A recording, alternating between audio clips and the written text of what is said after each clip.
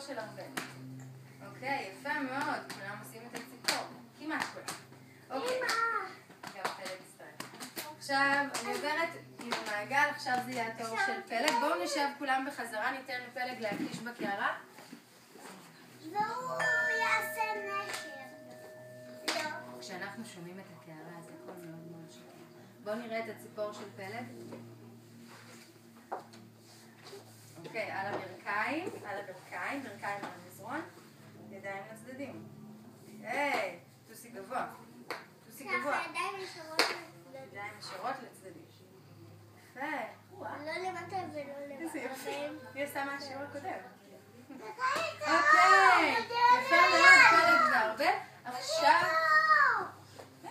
עכשיו התור של הדס. בואו ניתן להדס להקיש בקערה.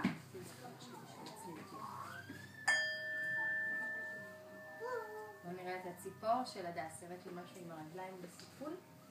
עשית מקודם בישיבה משהו? לא, משהו חדש? על קצות הבעונות, תראו. על הבעונות. ראיתם? כל אחד יש לו ציפור שונה. תעשו כמו הדס, אייל עושה כמו הדס. פלג על קצות האצבעות. יפה מאוד. ראיתם שלכל אחד יש רעיון אחר. יושבים בחזרה. אגם רוצה להקיש בקערה? תראה לנו איך נראה הציפור שלך. איך נראה ציפור? הקשת בקערה פעם אחרונה? עכשיו ציפור. הדס! איתן תורך, גומר. בוא תקיש בקערה. בואו נשמע איך איתן מקיש בקערה.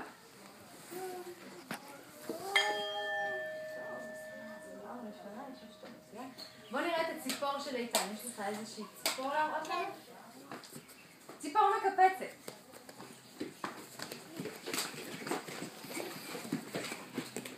יפה מאוד. נחזור אל המזרון. הנה, כולם ציפורים מקפצות. רעיון טוב איתן. עכשיו התור של אייל. יקיש בקערה. וואו. אייל, תראה לנו את הציפור שלך. כן? היא עשה קפיצה אחת? אוקיי, ציפור שקופצת פעם אחת. התור עכשיו של... הופה, יפה, הנה. עכשיו התור של נבו.